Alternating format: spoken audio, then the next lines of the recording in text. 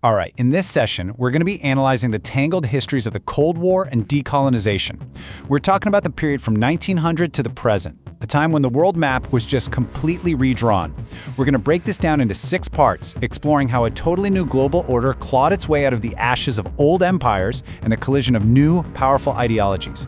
And by the end of this, you'll be able to explain the causes and effects of this era's huge conflicts, its independence movements, and, of course, the collapse of that two-sided bipolar world order.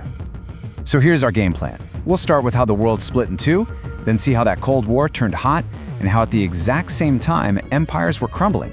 We'll look at the countries that tried to find a third way, see how cracks started to form in both power blocks, and finally, watch as the Berlin Wall comes crashing down. Let's get started. Okay, so after World War II, the world was just a different place. The old European empires were collapsing, leaving this massive power vacuum. And stepping right into it were 2 brand new superpowers, the United States and the Soviet Union, who couldn't have been more different. This really set the stage for a new kind of global fight. And this right here, this is the heart of the conflict. On one side, you have the US and its allies, all about free market capitalism and individual freedoms. On the other side, the Soviet Union, promising a totally different path, one where the state controls everything to create economic and racial equality. And you have to understand, these weren't just, different policy ideas. No, these were completely incompatible visions for how society should even work. A global showdown was pretty much inevitable. And Winston Churchill just nailed it with his famous phrase. It perfectly captured the new reality. An Iron Curtain had split Europe in 2. And this wasn't just some fancy metaphor. It meant real, fortified borders. It meant political repression in the East, which was dominated by the Soviets, and a stark division from the US-backed Western Bloc. So, what was the US supposed to do about this? Well, their answer was a policy that would shape everything for the next 50 years: containment. The thinking wasn't really to, roll back communism where it already was. The main goal was to contain it, to keep it from spreading, using a mix of economic help, like the Marshall Plan in Europe, and strong military alliances. But here's the thing, this ideological fight didn't stay cold for long, not at all. While the big two, the US and the USSR, managed to avoid a direct, planet-ending nuclear war, their conflict exploded into very real, very bloody wars all across the globe.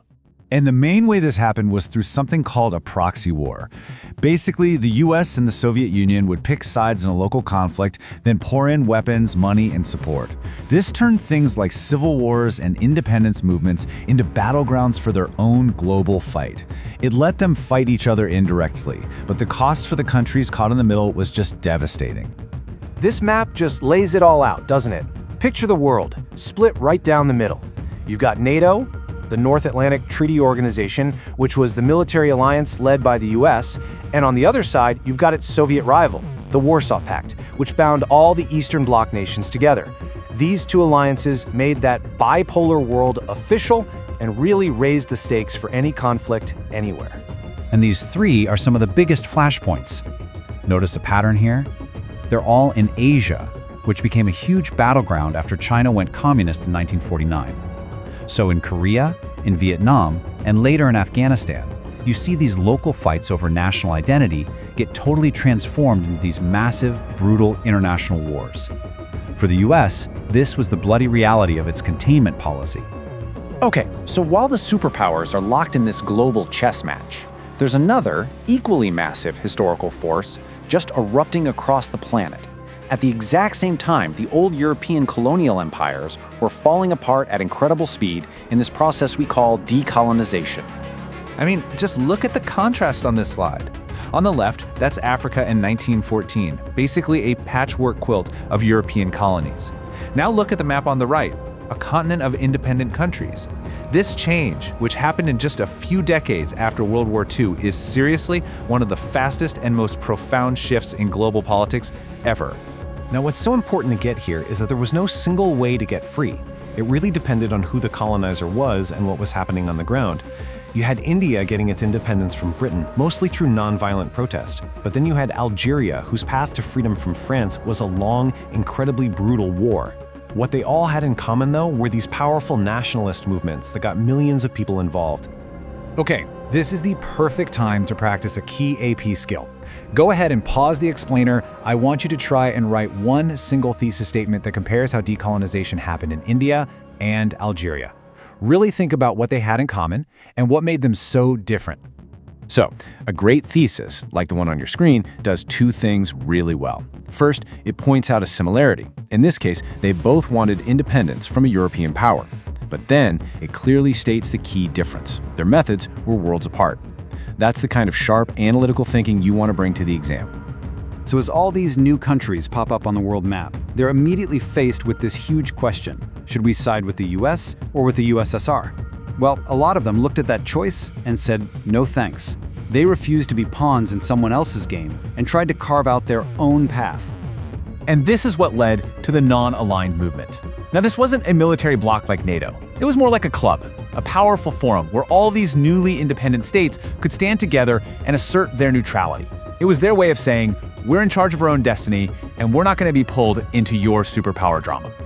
And leaders like India's Nehru were absolute masters at this. They skillfully played the two sides off each other. This strategy meant these new nations became a whole different kind of Cold War battleground.